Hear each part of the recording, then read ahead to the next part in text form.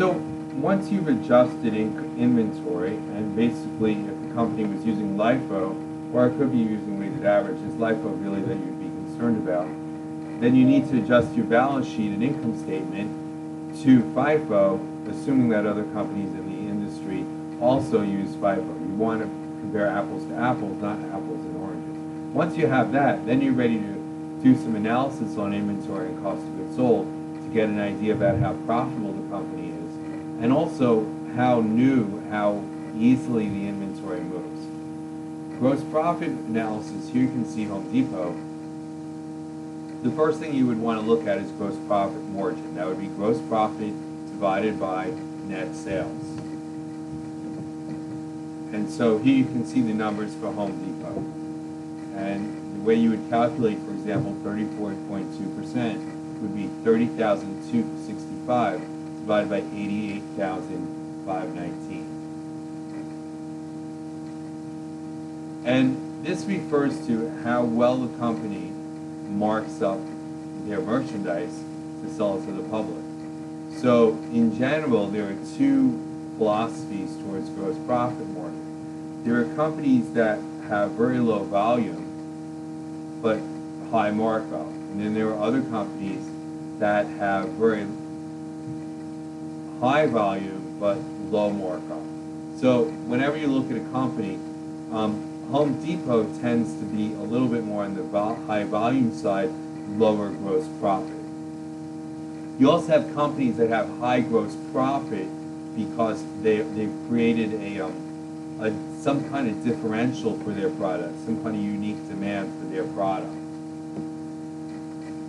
And that usually goes with lower volume. So a declining gross profit margin can be pretty scary. What you want to do is that would indicate that the company is not able to charge as much for its products as it used to be able to charge. Or it may be that costs are getting too high and they can't pass those costs on to customers. So when you see a declining gross profit margin, that's pretty dangerous. These are some reasons for a declining gross profit margin. Your product line may be stale. Customers just don't want your product anymore. One thing that comes to mind with that was Abercrombie and Fitch. Abercrombie and Fitch was very popular for a long time and they were able to charge very high prices. And then all of a sudden nobody wanted their clothes anymore. And their profits went, they just couldn't get rid of their merchandise. So naturally you would see gross profit margin for that company go down because product line was stale. New competitors enter the market. Sometimes companies get used to being able to charge higher prices and charge a premium for their product because there's no real competitor. And then sometimes a competitor will come in with an unexpected product, and that will force price pressure on the company. A decline in economic activity. In general, people just are not buying things. Inventory is overstocked.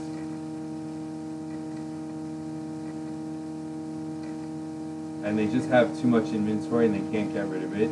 Manufacturing costs have increased and the company is not able to pass them along to the customer. Or also something called a change in product mix. In other words, the company is selling more of the cheaper products and fewer of the more expensive products. So customers used to go for the premium product, now they're going for the less expensive one. But the most important idea when it comes to inventory is the idea of turnover. Now we saw turnover before with accounts receivable, but I chose not to talk about it so much then because I wanted to talk about it now. Turnover is the idea that you want to use your assets as efficiently as possible to drive sales and profitability. What do I mean? The reason why Walmart is the huge company that it is not because they have the lowest prices. Having the lowest prices reduces your profits, right? But the reason why Walmart is because it's really good at moving a lot of merchandise quickly through its supply chain. A Walmart store, and Costco is the same way, by the way, a Walmart store is designed to move as much merchandise as can possibly be moved through that building. Believe it or not. It's been engineered, everything has been arranged to get you to buy as much stuff as possible. And there's a supply chain that's moving goods into the store as quickly as possible, as quickly as customers will buy it. So the idea is that instead of charging high prices, Walmart is going to sell a lot of stuff. And you have to be able to sell a lot of stuff. So whenever you're looking at companies, you want to be aware of turnover. Because the whole idea of turnover is that you can make money by using your assets efficiently. Another great example of a company with high turnover, an even better example than Walmart, is Dell Computer. What Dell Computer does is, what most companies did in the past, was they made computers and shipped them to stores, and in the stores, the computers would sit on the shelf and wait for customers to buy them. Now there's also a mail order model. The way the mail order model works is that you make or buy computers, you stock them up in your warehouse, and you wait for customers to order them. And eventually customers order the computers that you happen to have, if you're lucky, and you ship them off to the customer. The Dell model flipped that around. And the Dell model said that we're not going to even start to make a computer until the customer orders it. And as soon as the customer orders the computer, we're going to make it and ship it to the customer as soon as possible. So it might actually take a little longer to get to the customer. Because in a traditional model, the customer orders the computer, you look for it in the warehouse, you find it, and you ship it off to the customer. In the Dell model, the customer orders the computer, Dell orders the parts, puts them together, sets the computer up for the customer, and then ships it out. What Dell could also do with something like a monitor or a printer is the customer orders a printer, Dell sends the order to its supplier, and the supplier ships the printer to the customer. So in both scenarios, Dell does not keep a lot of inventory because they're going to make the item or they're going to buy it from the supplier when the customer makes the order. So this means it's going to take a little longer for the customer to get the item. But the benefit of doing this is that Dell doesn't need to keep a whole factory full of a whole warehouse full of computers in stock.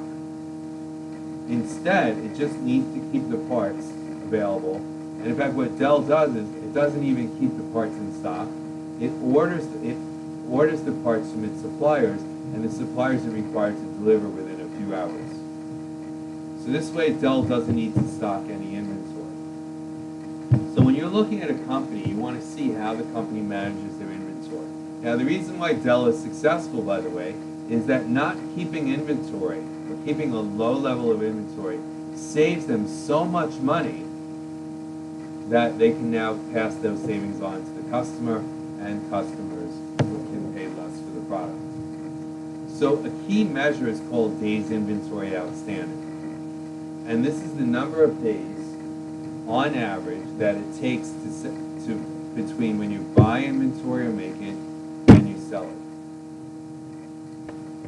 So a low number of days outstanding inventory indicates that you have a high inventory quality.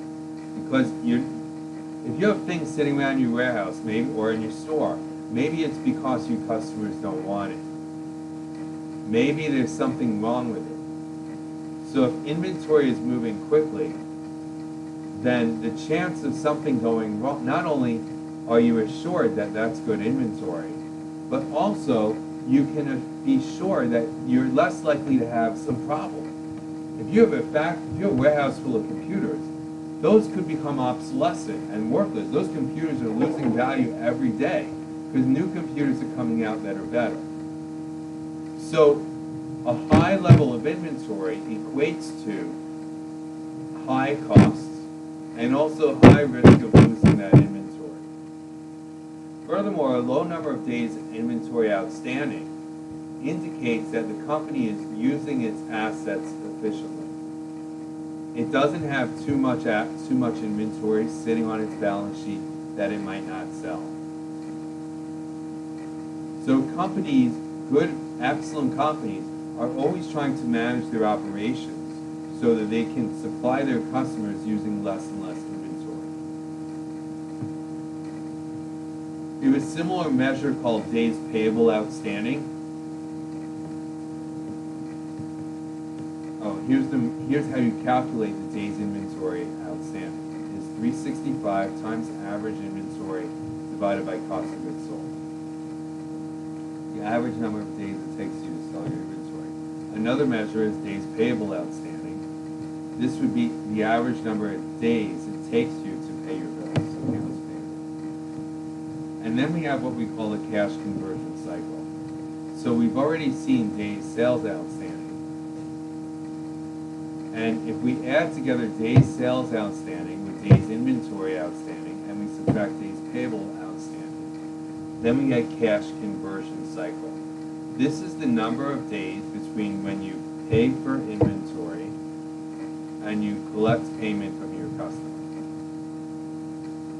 So that's called a cash conversion cycle, because you pay for the inventory that you're going to make or sell. Eventually you sell it, and then you collect the money from the customers. How long between you pay for something and you get the money back from your customer? And that's called the cash conversion cycle. And an efficient company is going to try to cut that down to be as low as possible. Because if you have a low cash conversion cycle, that's going to improve your cash flow, and it will also mean that you have a more, you have less financial risk. So here you can see Home Depot's cash conversion cycle, and this looks like it's something that's very mechanical.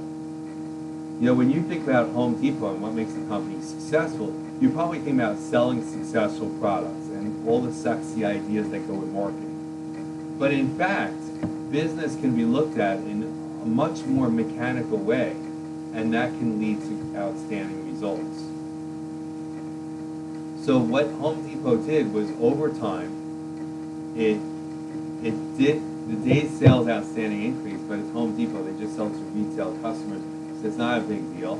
But the number of days inventory outstanding was cut down from 82.8 days to 71.7 days, meaning that they're moving inventory through the store more quickly. And the number of days payable outstanding hasn't changed. So the cash conversion cycle managed to get reduced from 51 days down to 39.9 days. And that would save the company cash of $1,787,000,000. And you can see here how that equates the change in cash. So this looks like, I know when students think about financial statement analysis, they usually think about products, and they think about customers. They think from a marketing perspective. But the fact is that from a financing perspective, strictly from managing your operations in an intelligent way, you can yield tremendous, tremendous results.